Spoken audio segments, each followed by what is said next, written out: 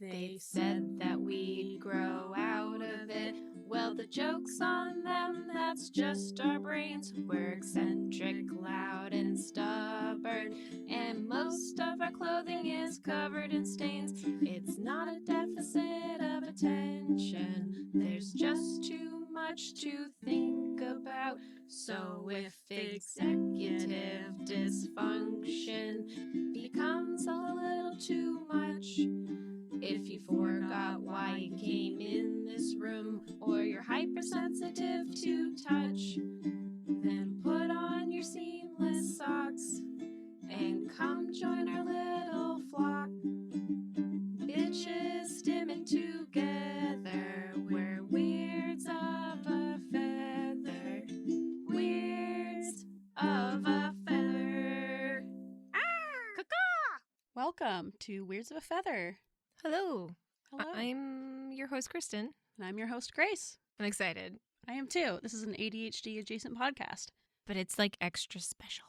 It is extra special. Today is a big deal. We have our first ever guest in the WOAF studio. Whoop whoop! Today we are joined by my husband, Ian. Heyo. Or as some people like to call him, Tall Rudd. Tall Rudd, I'll take it. Because he looks like a tall Paul Rudd. Tall Red, it's genius. We'll post some pictures, don't worry. Some side-by-sides. It's uncanny. Welcome to the Pod Loft. Well, thank you. How's everyone doing? I'm okay. No, I'm fine. I'm having a great time. Ianpal, how's your week going? It's going pretty good. It's still early, though. It's Monday. But, yeah, it's going well. So how we're going to do this with a guest on the pod is we are going to have them take us through their ADHD journey and hear about, some of their biggest ADHD traits, what it was like being a little weirdo child with ADHD, and then we'll get into some fun segments. So Ian, why don't you start us off by telling us about your ADHD journey? I was a little Adderall bro when I was in elementary school. I remember going on meds when I was in the third or fourth grade, I think.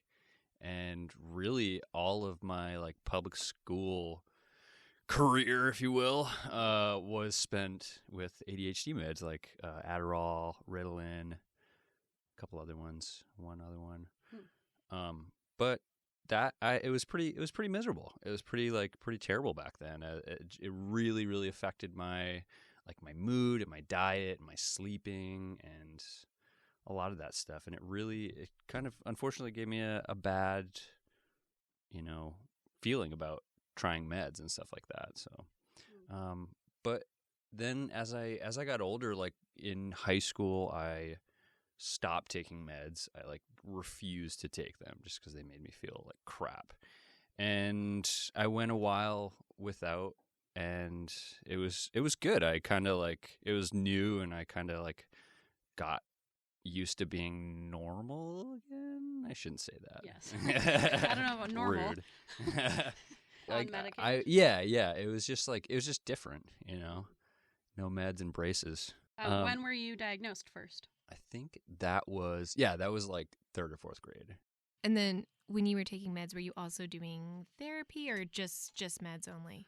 No, yeah, it was just meds. I remember, and I wasn't really, my official diagnosis back then was ADD, not ADHD, which was probably just at that point was, just a mild air quotes ADHD. Well, it's not so much mild as it's inattentive type. And now they are both, for some reason, they were both absorbed into the name ADHD. So in the DSM-5, it's just called ADHD. But you can have inattentive type ADHD, which doesn't make sense because there's no hyperactivity in there. Or you can have hyperactive type or combined type. A blend. Yes. No blend here. Just straight, unadulterated, unattentive. Yeah, you are pretty inattentive type. Yeah.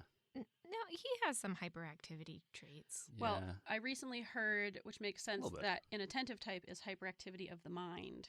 Ooh, that makes a lot of sense. Right? Yes. Because sometimes, I've definitely gone through a lot of phases where I was super, but it was my hyperfocus, It was super into kind of more extreme sports and outdoor sports and stuff like that.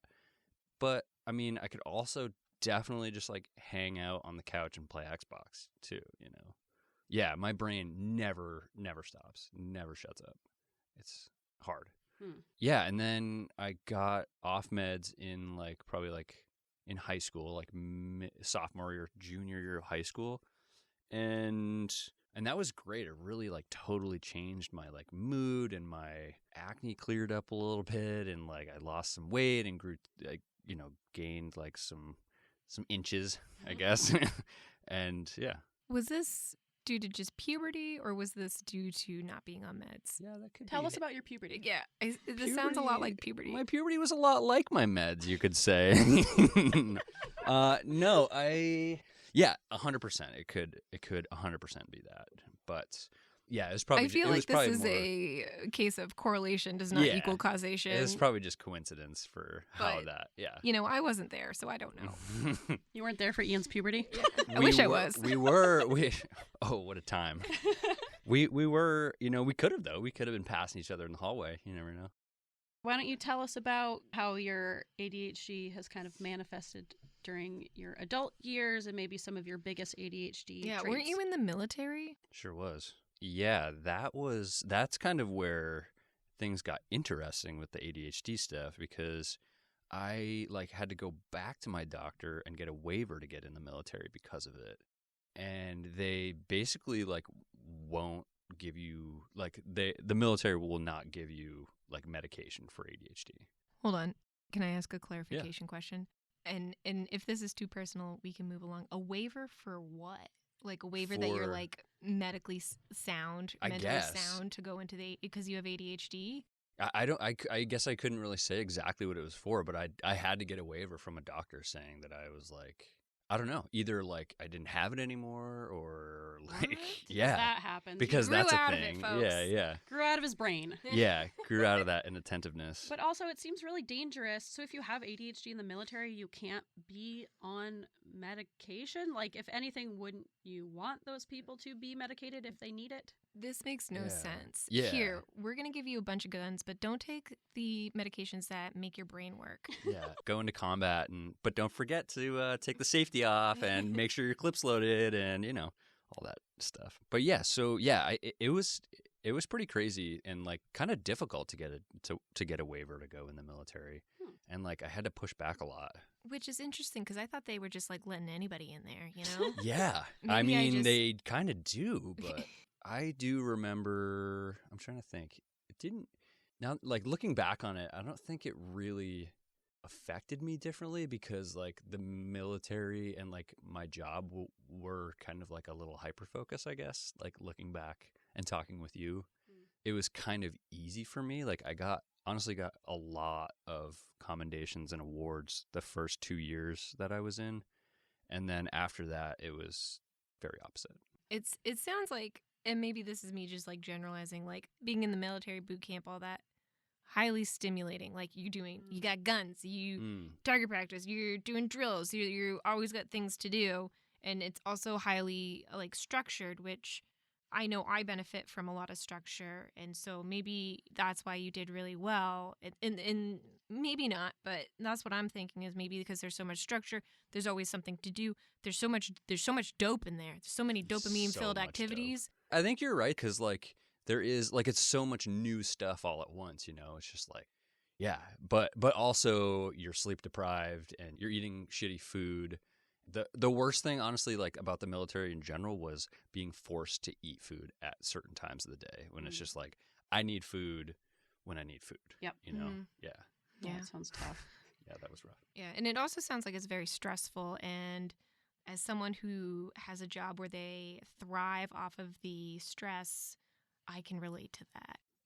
I definitely was thriving off of that. I was thriving off just that adrenaline rush. You know, you just like you can't get enough. And first time I was doing search and rescue operations was pretty like after that it was like, wow, this is pretty heavy. This is pretty like I want to do this again. I do remember. I mean, this is just me personally though. That the things that affected me most were the sleep, the food, and I actually like one of the things that was kind of liberating was actually not really having to like fill my schedule. That was kind of great. Like you were saying, your day is planned for you. Right. Like, you don't have to make any decisions. Yeah. I think decision fatigue is really big with me. It's nice when you have all those decisions, even like little ones, like, what do I want to eat for dinner? Well, you don't get a choice. You get what they're serving. Yep. And you're like, great. That's super nice.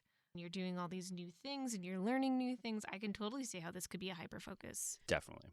And it also explains why so many people, I'm guessing especially ADHDers, have such a hard time getting out of the military, because specifically you're like all of a sudden you don't have that structure. And I'm sure that's difficult for everyone, but especially for people with ADHD, we really do need structure. Even though we don't want to have structure, we really struggle to set it for ourselves. So I'm sure going from having every single aspect of your day structured and scheduled and planned for you to literally no structure or plan, that's going to obviously be super difficult. Yeah, it was cool not having to worry about the schedule. Like, every day was different. Like, you were there at the same time. Like, all the decisions were made for you, but every day was different, basically, which was cool. But also was one of the things that burned me out quick, like you were saying, Kristin. Yeah. I was just about to say, you're kind of making me want to join the military. It sounds like fun. All this dopamine. Don't. I don't think they would take me. You actually, you'd be a pretty badass officer. You could be a PA in the military pretty easily. Oh. Yeah, you could. Would they pay off my student loans? Absolutely, they would. Yeah. Are you joining the Navy right now? Whoa. Excuse me, guys. Captain Kristin. Call me Captain. Reporting for duty. Do I get one of those cool? I'm thinking of like do you get those in the Navy? Do you get those hats that look like? Remember, like Skipper from Gilligan's Island? He had that hat. Do you get those? Oh yeah, Dixie Cup. It's called. I'm not seeing a bad side right now. But your smart ass would definitely be an officer. You wouldn't be slumming it with the enlisted. I feel like I would get in trouble. Yeah. Yelling ACAB to my superior. You can't tell me what to do. I mean, I got in trouble in the Navy. Well, you are mouthy. I am mouthy. But that is a trait of ADHD. I made rank very fast, too, because my job was intense and I got good evaluations. But that was the thing, is like, in the beginning, there was like, I did a 4-year stint, and it was like the first half, like, I got like 2 awards and like a couple medals for like a good conduct. Shit. Yeah, it was like, I actually just found it the other day when I should have brought it. I got Blue Jacket of the Quarter. Which is Blue Jacket of the Quarter. The prestigious award of the Blue Jacket. Yeah, it's quite. Yeah. No, but actually it was pretty cool. It was like, this was actually after I became a rescue swimmer. So that was huge. That was like really big. I got the highest evaluation that you can get. I was like volunteering for all these things on the ship. I was, working on getting this master helmsman qualification, and basically, like, because I was the rescue swimmer on the ship, had to train all these new officers that would come in on how to do certain things in the boat.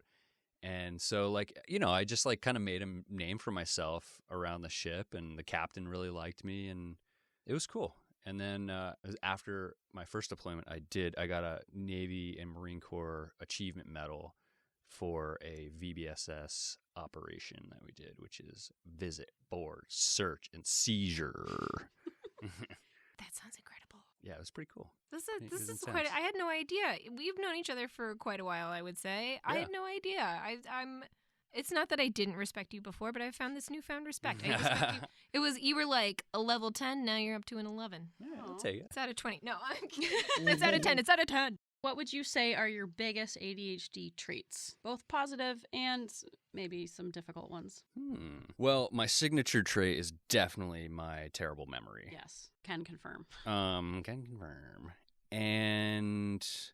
But I am also, I don't know, I feel like I am pretty good at like being able to, this is very specific, but like I've always been able to like kind of use my peripherals. I've always been able to use my whole field of vision and look for like tiny movements and stuff like that. So I feel like it has helped me to be like very, very particular and look and pay attention to details. Like a goat. Fun fact. Goats have rectangular pupils, so their peripheral vision is better. Dang. You're a goat. You love goats. You love goats. I do love goats. Oh, it's all making sense now. I love goats. It's all coming together. We're definitely getting goats when we buy a house. Yeah, I'll get some goats. Yeah. I'm going to be over there all the time. Yeah. I love goats. Hanging out with our goats. Goat me.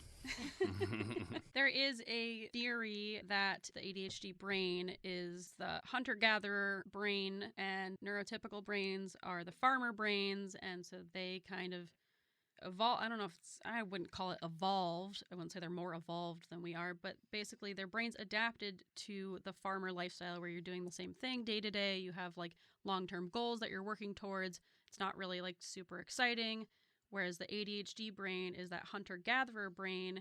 So we do struggle to kind of do these consistent things, but we are very good at, going out and having things be different every day, getting that rush of dopamine and adrenaline. And part of that is being good at being kind of on high alert for better or worse, but also having a good, good understanding of your surroundings and always kind of being able to keep things in your periphery. So that could fit in with that theory.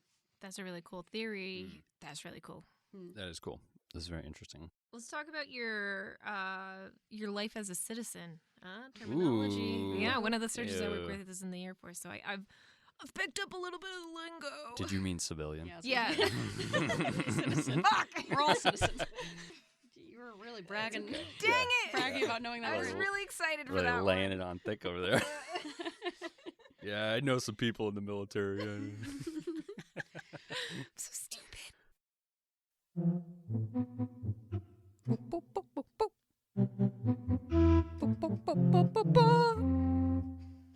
I got out of the military in 2017. And after I got out of the military, I went on to get certified as an EMT and then realized that I kind of needed a break from that. Just kind of high speed, adrenaline rush stuff.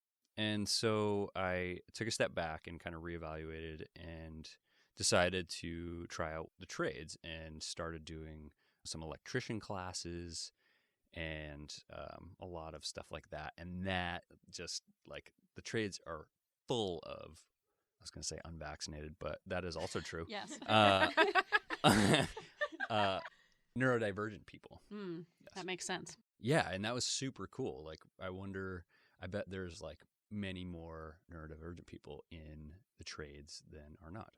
So that's like kind of my background. And then as an adult, so I've been doing that. I've been working as a project manager lately and been doing carpentry stuff and building camper vans.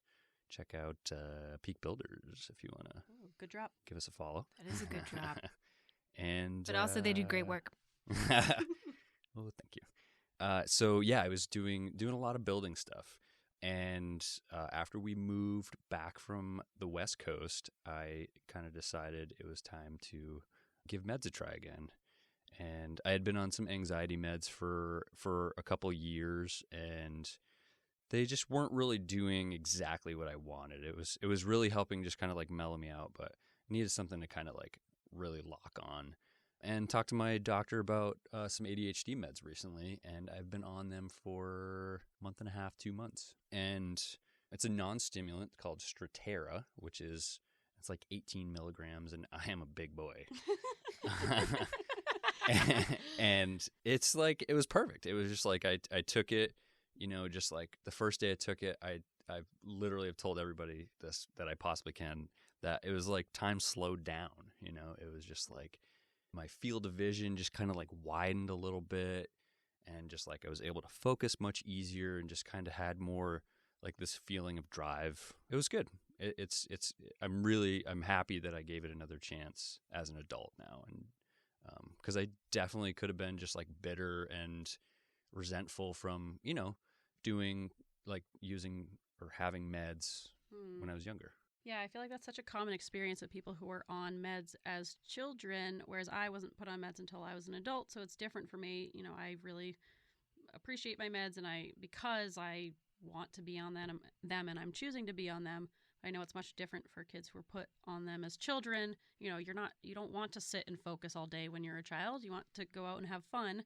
So I'm glad that didn't like ruin your experience with them, because they can be very helpful. You just need to figure out what's right for your brain, and you need to want to be on them.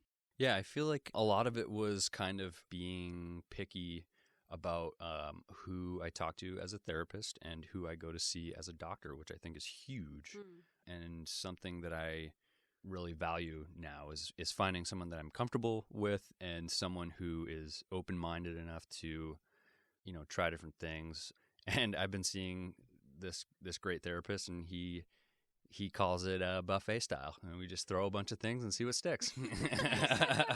That's great. Yeah. I also think, medication is great, but the real thing is, or not the real thing, but works even better when you have the tools that you need through therapy. And that, I think, is with any mental illness or neurodivergency, with depression, anxiety, ADHD, bipolar, any sort of personality disorder.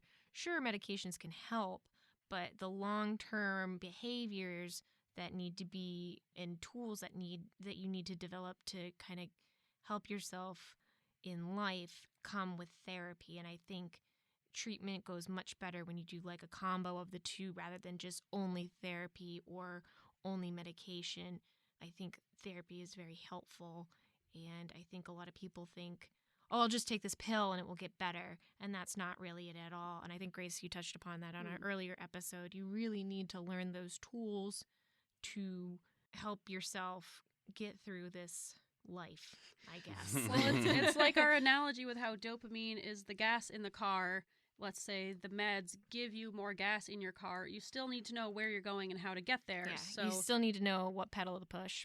Yeah, so just gassing up your car, aka just taking meds, isn't going to get you there if you don't actually have a map.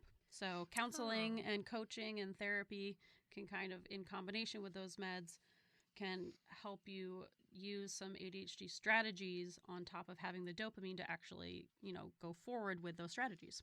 I personally, just from my personal experience, I couldn't agree more. I've just been, especially lately as an adult now, like I've found the right therapist, and one thing I definitely would mention too is like I was in the military, I deployed, and when I got out, I went to go see a military therapist, which, for me personally was, a really bad decision to make because it just kind of turned into like a pissing contest, and just like who, it went from me telling, what's going on with me and getting, figuring out a way to like help me to, like I would tell a story, he would tell a story. And also I was in the Navy, he was an officer in the Army. So it's just like, it just Very didn't. different experiences. Yeah, it just, none of it lined up, the Army Navy thing and the officer enlisted thing. Like, so I would just say like, be very picky about who you go to see. Like, I know it's tough nowadays to get in with therapists, but like, if it's not going to do anything for you. If anything, it might do damage. If the vibes aren't right, Say, don't. I might. Yeah, that's an important thing to keep in mind. I think, people just think of therapy as, all right, you start therapy and now you're in therapy, but you really do kind of have to shop around. And if someone isn't, there's all different types of therapists, different types of therapy, and don't just settle with the first one you get, if it's not helping you out. It's hard to recognize, I feel like, but once you do start recognizing it, you can kind of set those boundaries for yourself and have those standards for yourself of what's going to help you specifically. That's great. Yeah. I appreciate Ian sharing your story. Sometimes it's hard to share your intimate struggles in life, but I appreciate you coming here. Yeah, thanks for sharing your ADHD story with us. Yeah. Your journey. I'm happy to. I feel like I have a pretty unique perspective as a straight white man, so, We don't get enough of that perspective. If anything, we need more straight white men. Absolutely. Always Spread the good word. All right, shall we get into our little ADHD accomplishments? I'm ready. Little accomplishments went big in our hearts. Oh, good job. Good job, everybody. Ian, you want to walk us through your little accomplishment today? I would love to. I'm excited. I have 2 this week. Double accomplishment and double in our heart. Accomplishment. I, last week, called and made an appointment to take my van to the shop, my work van to the shop. This sexy little 05 Chevy Astro in piss yellow. And so made an appointment, super proud. Sunday, we go drop it off. I get a call from the auto tech this morning, and he's like, hey, yeah, like we just got the van. We're just, wondering, it's pretty early. Like you dropped it off early. I didn't know this. Yeah. I'm finding this out live on the pod.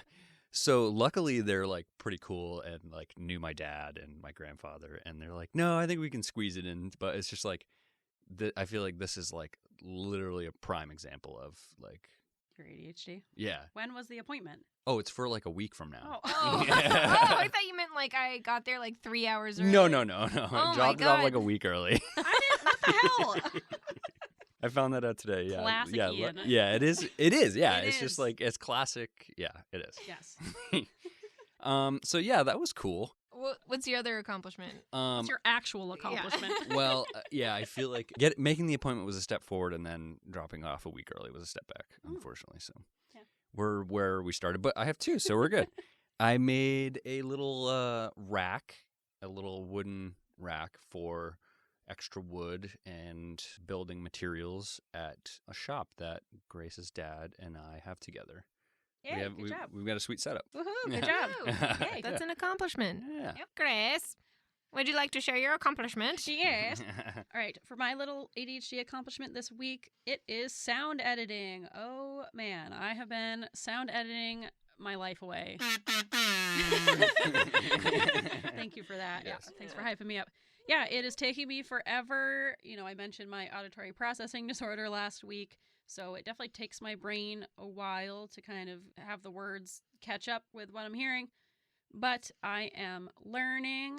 I don't want to talk about Kylie every single episode. It sounds like we're secret lovers, but Kylie... It's because they are. Yes. Kylie is the queen of podcasting, and she has been extremely helpful with learning how to podcast and kind of figuring out what to do. And she just knows everything all the time. And if she doesn't, she makes it up, and she's very good at it. So she has been helping me with figuring out sound editing, and I'm finally, I think, getting the hang of it and kind of getting in a rhythm with it. So I am proud of myself for doing sound editing. I'm getting stronger by the day. Good job. Thank you. You have been working tirelessly on this podcast, I will say. Oh, I'm very tired. Yeah. But I have been working tiredly on sound editing. Yeah. Kristin. I have more things to say about that. Hi. My name's Kristin. Nope. Not necessarily. We're a half an hour into this podcast. Just want to introduce. if you just picked up where we are now, For some reason. if you're tuning in now, I'm really proud of you too, that you've like picked up a whole new like set of skills with like the technology, the onboarding. Every time we have these little meetings, I have to learn a new thing, like how to do social media correctly. And you would think I would know how to do that. I don't. And I'm really proud of you. You've learned quite a lot in such a little amount of time, and you're very good at it. And I'm proud of you. Oh, thanks, guys. you are very good at it. Thank you. All right, Chris, tell us your little accomplishment. Well, now I'm embarrassed. You guys are like, I made this thing and I made an appointment and I learned a new skill. I've been taking vitamin D gummies because the sun is not out as much because it's the northern hemisphere and winter is coming. So And it's Maine. it's Maine. Wait, real quick, can I just read what you have written down? It says, I started taking vitamin D gummies because there is less sun. Yeah, point made. I don't think I have to explain anything else. There's less sun. Vitamin D is a vitamin that helps you like process calcium. It's good for you. It's called the sunshine vitamin, and there's been a lot of heavily debated studies on it. But basically, I started taking it, and did I take them in gummy form? Yeah, because it's the only way I can take a vitamin now.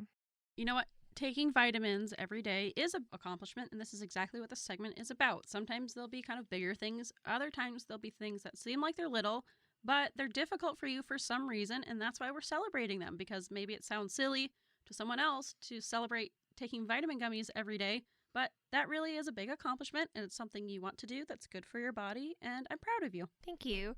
I also want to say I take the gummy forms because it makes me more compliant. And that's a big issue with me in pills and medications in general. I am not a compliant person. I never take them on time or at all. And So if you know what, if eating a sugary gummy at 6 in the morning is the only way I'm going to take a vitamin, then I'm going to do it that way. But it's also a good ADHD strategy. Get that little dopamine rush. Dopamine in sugar in a gummy. Get that dope. Just if you're taking vitamin gummies, make sure that you only take the recommended amount on the label. Please do not overdose yourself on gummies. I think that's a pretty big accomplishment. I probably couldn't go longer than like 2 days in a row, 2-3 days in a row. I've done it every day this week. That's awesome. It's Good for Monday. it's Monday night. They don't need to know that. So one day. Yeah. Some people call me Spacey, some people call me fun, but I'm just quirky. Nice.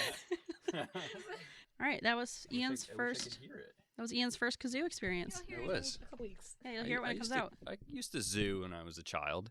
On my, did you guys ever have one of those? As a lot of '90s children did. Did you ever have one of those carpets with the town on it? Yes. You could drive little Matchbox cars around. Yep. Those are fucking sweet. Yes, I remember those. Our child will be having one of those. Oh, okay. I wasn't fighting you on it. No, they will. It's not like a controversial home item. Yeah. Hotly debated topic. Hot take. Oh, I don't know. Have you read the research? I remember I used to grab one end and roll up like a little carpet burrito. Of course you did. And then roll back. Oh, that's nice. How did no one catch this? Yeah. Hashtag carpet burrito. All right, this is our segment, I'm So Quirky. We're doing things a little bit differently this week. We're doing We're So Quirky because we realize we have a shared experience. We have a shared quirk. We do. Yes. We have the three of us have history together. Kristin has been I'm a third wheel. greasy third wheel across the country and back. You're not a third wheel, we're a tricycle. Yeah, we are a tricycle. true. Yes. Yeah, we are a tricycle. So we decided to do our We're So Quirkies together. So I guess we'll each do one. Our first We're So Quirkies, a few winters ago when we all lived on the West Coast, we went to a festival in a tiny town on the Oregon coast that celebrates the hatred of an invasive species of plant. As you do. That's as best as I can describe that. It's called the Gorse Festival. It's an anti-celebration to raise awareness about gorse, aka Scotch broom. It is an invasive plant that was intentionally introduced to the Oregon coast by this dick, George Bennett, What a dick. in the late 1800s, and it's now rated as one of the top 100 worst invasive species worldwide. I've learned all of this from gorseactiongroup.gov. They're really serious about it. Only in Oregon would you have this festival. Yeah, it Yeah. was so bizarre. Gorse is extremely flammable, and in 1936, gorse played a key role in the complete burning of the town of Bandon, Oregon, which is where this festival is held. So it's like they have this big Bandon. I could not remember the name. Bandon. Also, we found out about this from a magazine. We were just trying to figure out something fun to do for the dreary Oregon winter, and we just went through Oregon Coast magazine. which my mom got us for Christmas. She got us a subscription to Oregon Coast magazine. Yeah. Thanks Mom. Thank you, Judy. And we were just looking for something fun to do, so we were, just flipping through that, and we saw, Gorse Festival, that might be fun, so we decided to go and check it out. The call I got was, hey, there's a festival about a plant that is invasive. Do you want to go? And I was like, of course I do. No other information needed. No other information needed. But maybe, like, the way this weekend turned out, maybe a little bit more information was needed. We made the best T-shirts to go to this festival. I had a T-shirt that said, I ain't afraid of no gorse. And it had, like the Ghostbuster symbol, but except, like, a little flower of gorse on there. And then you had a T-shirt that said, take the gorse by force. I ain't afraid of no gorse. That's exactly it. Yeah. And then we were trying to like look up like pictures of gorse and like gorse based things and we both were like, how do you even get rid of gorse? And the number one way to get rid of gorse is with diligence, because like Diligence. because it's like really hard to get rid of, because if you don't get rid of the root, it will just keep growing back. So you have to like repeatedly like take out the whole root ball and it will probably grow back anyway, and then you have to keep taking out. So diligence with a shovel. So we had a little diligence shovel on our T-shirts. And then when we went to the Gorse Festival, there were like park rangers there, and they were like, "Oh my god, where'd you get your t-shirts?" And Yeah, there were like maybe 80 people total at this festival. We thought it would be like a kind of bigger thing, and we thought, I don't know, we just thought it would be funny by making homemade shirts. But it looked like we were like the most hardcore people there. We show up and there's barely anyone in there. And we were the most hardcore people there. No one else cared about Gorse except for us. No. Okay. I don't think anybody else put in the time and dedication to prepare for this festival except for us. Yeah, they took our picture for the website. And then they never put it on the website. No one's as diligent. This lady's like, "Can I take your picture for Facebook?" And we're like, "Oh my god, yeah." And then we checked.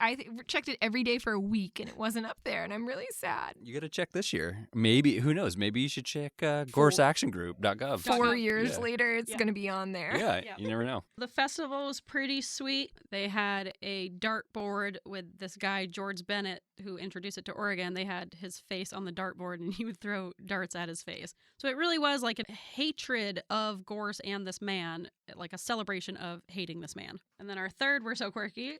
Well, it all started with me showing up so late to this festival that I didn't even go inside. It was like 9 or 10 o'clock. Lucy was in the car. I was hungry. You guys were just coming out. You had a couple drinks and were tipsy and you were ready for food.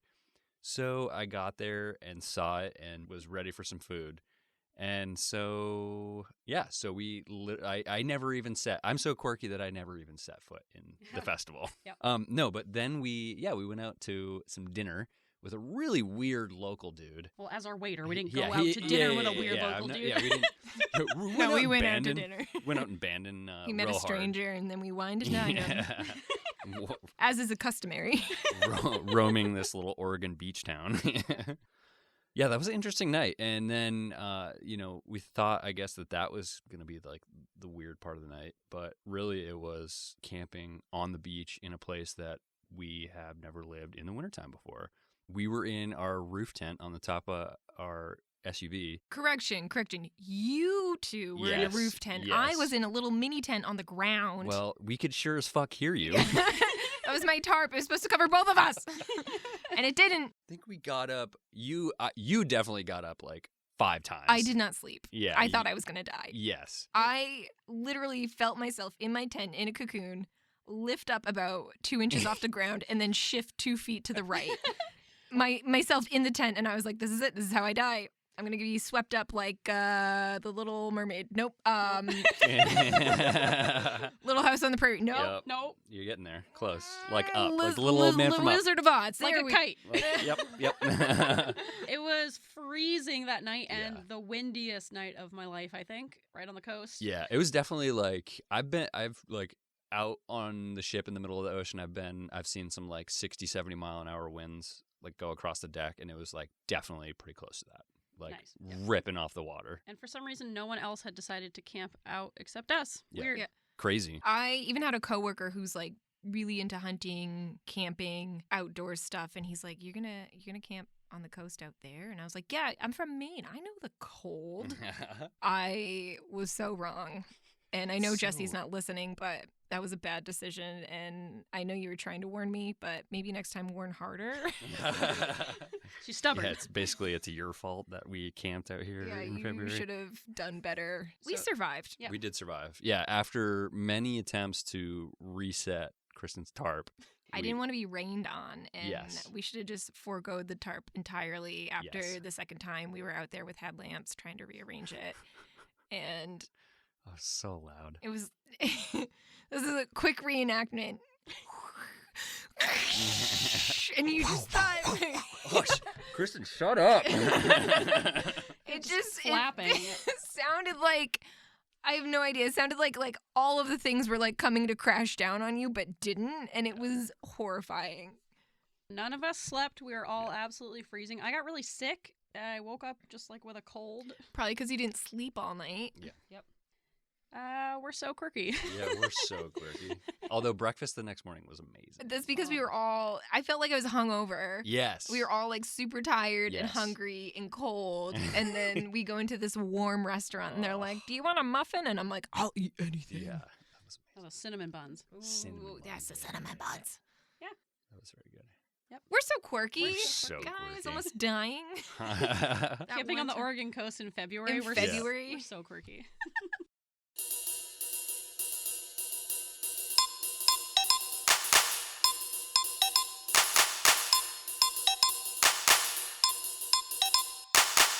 These are the collectors, and these are their hobbies.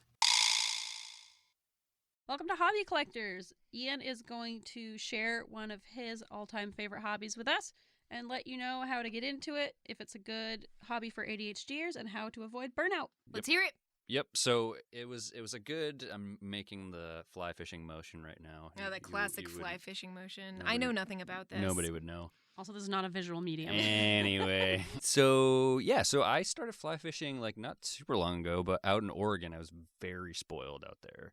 It was like we were in Eugene, Oregon, and I was out of the military using my GI Bill going to school and had a ton of time. So yeah, I started fly fishing. And in my due diligence and research of fly fishing, I found that it went all the way back to England in the 13th century, which is pretty amazing.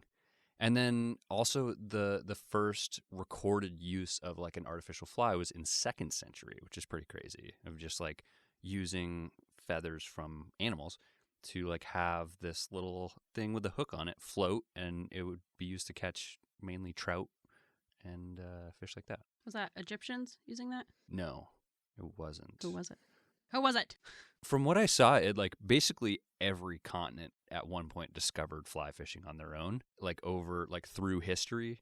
That's I just weird. don't want to give And- credit to white people first and foremost. You know? No, definitely the lamest is They over definitely here. copied from someone. We just trying to figure out That's what I'm who. saying. Well, the coolest one that I saw was there's this style called tenkara from Japan, Mm. and they used to use bamboo rods as a fly rod because it was like really flexible and strong, and you really need to use like the flex in the rod to really like push the line. Can I ask a dumb question? Yeah, what do you got? For those who don't do many animal-based outdoor activities, can you just give a quick once-over on the difference between regular fishing and fly fishing? Yeah, absolutely. Spin reel fishing is like the regular one. fishing. Yeah, Okay, yeah. okay. So like you like I gotta get a notebook to write this down. no. Do you need to remember this? Yeah, exactly. I This, know. this is useless information. One person is gonna appreciate this. Yeah. That one person. Maybe. Yeah, if you don't care, then skip forward, and if you want to get into fly fishing, then listen up. Listen up. So fly fishing, you use the weight of the line is like pretty decently heavy, and so that's actually what you use to like get the actual hook out. And with spin reel fishing, you use the weight of the hook to get it out. So you kind of like launch it like that. Whereas with fly fishing, it's very controlled, and you kind of like make loops, a loop forward and a loop behind you without like snagging you or your dog's ear. That was one time. It's the only thing I ever caught. Yeah, that is facts. Lucy. Yeah. Sorry, Lucy. Yeah. Sorry, buddy. And so you're doing that like whip motion basically, and do the Yep. fish like just jump out? and Totally. Yeah. that's a real thing? The fish fly out of the That water. That's why it's sounds- called fly fishing. Fish fly. No, I'm just kidding. Okay. No. So basically, you use a million. This is one of the other cool things about fly fishing is there's literally it's infinite amount of knowledge, like different places around the world, like different fish, different times of year, different styles of fishing. There's European fishing and there's the classic styles. So really, like you would have either a floater or a sinker, and each one represents a different stage in the life cycle of whatever insect is hatching right then, which is actually that's what the actual fly is. So like a mosquito or stonefly. Yeah, stonefly. Yeah, there's a lot. They have them for there's you go to a fly fishing store and get like a little there's like a little mouse one that you can get for bass because they're just trash fish and they eat anything. There's like little frog ones that you can make like swim across the surface, but it's pretty cool. There's and then so that's like the floating ones, and then the sinking ones are like flies when they're in the like larval stage and stuff like that. So it just kind of like gets kicked along the bottom of the water. Okay, that makes a lot of sense. Okay. Yeah, this might be too much information, but you know. I got a better understanding. Yeah, so that's like the two main. There's dry fly, and wet fly. That's what a floater is. A dry fly, a sinker is a wet fly. That makes sense. Yeah, but if you wanted to get started, this is what you could do to do it cheaply. I bought a pair of waders, which are kind of necessary because you're gonna snag a lot of trees when you start out. But you can just get a used pair of waders on Facebook Marketplace or Craigslist for $50, like I did. And, you know, they were semi-waterproof. But, you know, it's not like I was taking on water. And, yeah, and I got, like, we went to a yard sale, actually, and I got a pair of wading boots. Wading boots. Yeah. Big boots. Yeah, those boots. The big ones. Is there a Wading name boots? for them? Yeah, I think it is wading boots. Yeah. I got those boots for $1, and they were like definitely old as hell, and the plastic was falling apart on the inside. $1. What a bargain! It was a bargain. I don't care if This it's is exciting. I don't care if it's 2 sizes too big. All Yes. about them deals. Yeah. Deals. Deals. Anyway, put my blood, sweat, and farts into fly fishing. You did. But anyway, so I got that stuff pretty cheaply online, and then this is the thing to do is to get the rod first, because you can always tie a little piece of yarn on the end as a fly, and you can go in a field and practice your casting, which is the hardest part. But yeah, so I started out with the brand is Echo, and they have this model called, it's like a base outfit kit, or lift, I think is the newer one. A lift kit. And that has literally everything. Like, you could go buy that right now and go catch a fish with it. Well, let's not make any false promises. I don't know about going catch a fish. Magically, a fish will appear on the end of it. That's a guarantee. Guarantee. Or your money back. Yeah. Call Echo. Yeah. Or Echo will give you your money back. Echo's gonna call us. Stop telling people that. If you had that, you'd be pretty good to go. But yeah, if you got that, it would have the rod, the reel, the backing, the fly line, which is the actual part that you kind of want to spend a little bit of money on. And then you would buy tippet, which goes on the front, and then you tie your flies onto the tippet. I like the word tippet. Tippet. I know there's Tippet. a lot of really cool words. When I was trying to learn how to tie flies, they have a cool thing called a bobbin. Oh, we just talked about bobbins. Bobbins. For needle pointing. threads. Oh, Yeah. yeah. Gotta get your bobbin. You know, TikTok has a lot of, you know, my TikTok algorithm is real messed up, but like every once in a while I'll see like the fly fishing where they like make the little lures. Cool. It's what turned me off of fly fishing. But It was your downfall. yeah, it was. I took on too much. Yeah. That is very hard, and I have like some sausage fingers. So trying to do that with like a, you know, magnifying glass and all that. Is that so you burnt out of this hobby? Yeah, tell us about your burnout. Well, it was harder. It was a lot harder to go fishing in Maine because the rivers are all dammed up around here. And so I mean, Maine has like some pretty world class, or like some, you know, really, really good fly fishing for the country.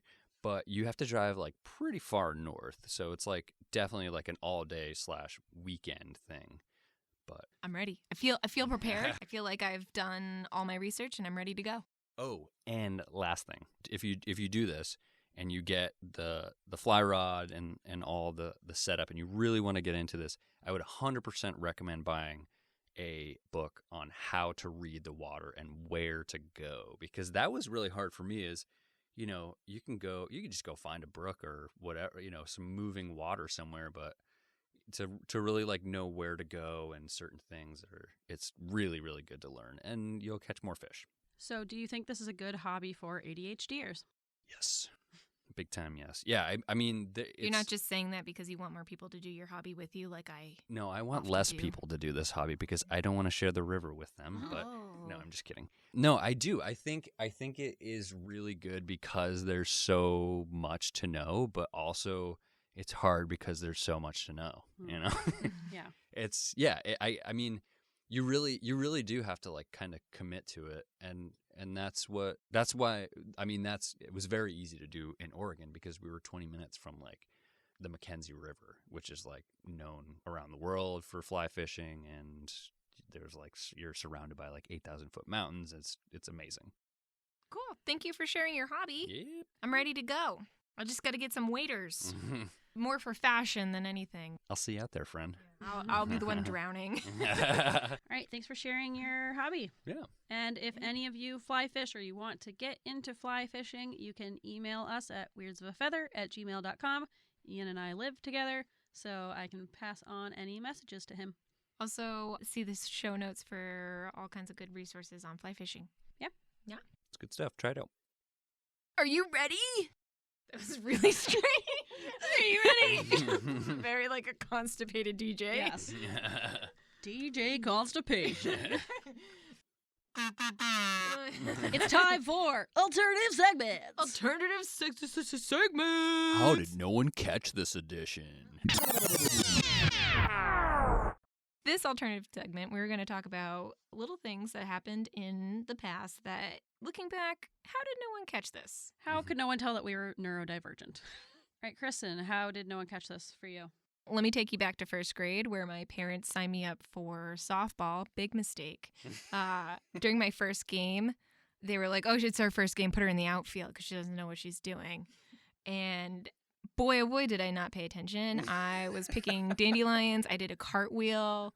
I like rolled in the grass, my mom told me. Just staying warmed up. Yeah. And so they're like, okay, all right, next inning, let's put her in the infield. She's clearly like bored. She needs to pay attention. So the coach was like, you're going to go infield this time. And I was like, okay. I found a stick. Why is there a stick on the field? I found one. I like wrote my name in the dirt. I successfully embarrassed my dad. You know, just a real shame to the family. And needless to say, that was my only year of softball. The end. I like how they're like, oh, she must just be getting bored. She clearly isn't being tested enough. Her skills aren't being put to use. So we better give her more stuff to do. More stimulation. Yeah. No, psych. I found my own game. I drew my name in the dirt. And my mom said I even like sat down in the dirt. And my dad was like, watch the game. He's like, watch the game. Watch the game. And, you know, not saying that my brother was a baseball prodigy, but he did pretty well in like AA league or whatever. And they're like, oh, maybe she'll do well too. False. You showed them. Yeah, my dad's just like, this is her last year. She cannot come back.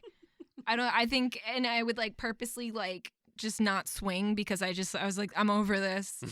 And so my dad's like, just swing. And I'm like, I'd rather not. And I just like would stay there and they're like, you're out. And I'm like, okay, cool. And I just. More time in the dirt. Yeah. More time in the dirt. I got a stick waiting for me at second base. Gotta get back to my stick. How did no one catch that? Yeah, so. Yeah, Kristen's not really paying attention in the outfield, so let's put her in a position where she needs to pay attention more. Yeah, it didn't happen. Even if it was an exciting part of the game, I was just like, you know that saying, like, off in left field. I was off in infield doing my own thing. How did no one catch that? Anyway, Seriously. Grace, why don't you share your story? Okay, I don't know what accent this is. It's a Robobert. Different. Rob Bobbert with an accent. Yeah. Grace Bobbert. Grace Bobbert. For mine, I recently found a preschool report card from a day when we went to the Discovery Zone. Shout out to the Discovery Zone. Oh my God, I had every birthday party of my childhood there. It was amazing. That place was so cool. And it got closed down because it wasn't clean. Well, I also think they part of the tried charm. to expand too fast. Oh. But you know that classic arcade thing to Yes. expand too fast. DZ Discovery Zone, that's the place where I want to go, is the theme song on the commercial. Nice. was it? It really was. Yeah. Good memory. So for those of you who didn't grow up in Portland in the 90s, Discovery Zone was like a indoor play place / like fun zone. It was like Jokers, which also, if you're not from Portland, from Which the is 90s, also in Portland. Yeah, also a local Yeah. place. You need to know both of them. Yeah, it's like Jokers. It's like Portland. Jokers, family, fun and games for the kid in you. So this report card from our day at the Discovery Zone said, Grace loved the bathroom at Discovery Zone because they had nice music piped in. So I'm at this indoor play place, and my favorite thing that I thought was worth mentioning, the best thing about this trip, was I was just having a good time listening to the music in the bathroom. Truly, how did no one catch this? Why is music being piped in? What does that mean? I don't know, just It's playing. just like music in the bathroom. The style The of bathroom music. delivery. Yeah, I think it was like this little report card was really written in like a anecdotal limerick type style. So It's they're actually probably a haiku. Grace loved the bathroom at Discovery Zone. I gotta check your syllables on that one. All right, Ian, Ian, you're up. Yep. how did no one catch this? Oh, I don't know. But I just found out about this one. My mom just told us this one the other day. It was pretty funny. She It's amazing. started with, yeah, Ian never really was in the center of things at a birthday party. He just really liked to stay on the outskirts and, just, wherever there was a crowd, I'd be on the outskirts basically because I don't really like the spotlight personally. But I guess as my birthdays, not my birthday, but other people's birthdays, going to other people's birthday parties progressed through the years. There was one time one of my friends had their birthday at like a gym, like with bounce beams and a foam pit and rope swing. That's a sweet birthday party. Yeah, right? It sounds cool as hell. But Ianpal wants to stand behind the glass outside. I don't know what's up with that, So- but You did no gymnastics. You just watched the other kids doing gymnastics. yes, You asked your from mom. a safe distance. You asked your mom, can we go outside and just watch the party through the window? Yeah. Like where I imagine people's parents, like kids' parents, would watch them. They're like drinking coffee outside, being like, "Oh, Jimmy doesn't look well." Yeah, And you're like, "Yeah, tell me about it." I mean, what His else? balance beam's way off. It's way quieter out there. They got vending machines. And what did you tell her at the end of this party? Oh, I had an awesome time. And she was like, then it was all worth it. Oh my god, that's adorable. Yep. Oh my god. Good times. How did no one catch that? How did no one catch that? I mean, I guess they did catch yours eventually, but Probably because I was hiding behind the glass. that's true. And now we're taking you into our final segments, the one you've all been waiting for. with baby breath. Yes.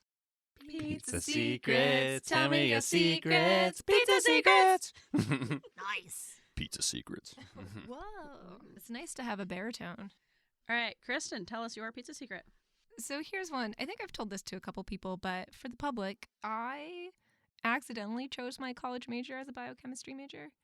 I guess, and how this all went down, it's still a little unclear to me. But I guess when you have to like apply to college, and then you pick your major. And what I'm guessing happened is biochemistry and biology are very close together, and I probably just picked biochemistry by accident, trying to pick biology, and then going to orientation, I show up and I like look for my name and I get in the right group, and it's a really small group. Surprise, surprise, not a lot of people want to be a biochemist. And the guy running the orientation for the biochemistry majors was like, "Welcome to biochemistry. This is a really hard major, and 30% of you are going to drop out or switch majors by the end of the semester." And I was like, that's going to be me. I don't belong here. I thought I was in biology. And he's like, "What's your name?" And I told him my name, and he's like, "Nope, you're supposed to be here." And I was like, I would like to not be here. I'd like to be with those people. Those people are looking at plants. They look great. They look really fun. This looks intense. I am not ready for this. And they're like, "You're here. Get ready to learn." And I was like, "Oh." And anyway, my bachelor's in science in biochemistry. By Welcome accident. to biochemistry boot camp. That's exactly how it was. He was like so hardcore. And then, lo and behold, here I am, not using my major. Yep, we all know that story. Yeah. So, pizza secret. Old pickle. All right, Ian, tell us your pizza secret. Oh, boy. All right, I need to preface this with sorry, gritties. So this is probably where it all started. This is just the underlying problem with this whole thing. But my best friend Brendan got me a job at a brewery gift shop that he was the manager of. There's this awesome, if you're ever in Portland, if you're not from around here, definitely got to check out Gritty McDuff's. Definitely some of the best beer in Portland. That's debatable. Okay. Definitely my favorite beer. Okay. Okay. I agree with that statement. That it's your favorite beer. Undebatable. Yeah, I agree that it's your favorite. But yeah, it's a brewery. It's like a small brew pub in Portland, downtown, like in Old Port. And right next door is this little gift shop that sells like cases of beer and T-shirts and stuff like that, called the Brewtique. That's really clever. Clever, right? It would basically be like one person in there, and you do like open to close or like pretty close to it. So one morning I go in and open up and everything, like get the cash register going and all that stuff, and just kind of hanging out. Just it's really slow that day. It's pretty boring. And day goes on, have lunch. I think we had one customer that day, but come to find out, I forgot to turn the close sign around and turn the lights on. So it looked super dark, and it very clearly was super closed. How did that one customer get in? Yeah, what's their deal? Yeah, they're Yeah, like, I I don't really know. need a T-shirt. Yeah, I see apparently. a man sitting Yeah. in there at the cash You register. can just check me out, right? It Yeah. must be open. Yeah, he forced his way in. Yeah, that was my. Pizza secret? It's a secret. But sorry, Gritties. Yeah, probably not the worst thing you did. It happens. Yeah. All right, my pizza secret is one that is also kind of Ian's pizza secret. Sorry, I'm sharing our snake shame. That's secrets. Secrets out. So I talked last week. Snakes out of the bag. Ooh. I talked last week about how I've owned 3 pet snakes as an adult. Our first pet snake, Sully. What's up, Sully? And arguably the best. Yes. The most well-behaved snake. Yes. He was a corn snake. He's near and dear to our hearts. We miss you Yes. every day. He was a sweet little pea, very, very tiny little snake. And we had him for about, 2 or 3 months in our first apartment where we lived together in Virginia. And then one day he escaped from his cage and we never found him again. We looked and looked, but snakes are notorious escape artists. So he got out of his cage, and that was probably in like November. We didn't know what to do. We ended up getting another snake. So about, 6 months later or however long, we're getting ready to move out. And by that point, our really sweet landlord, Bernie, had sold our building to a dick landlord who was just kind of an asshole.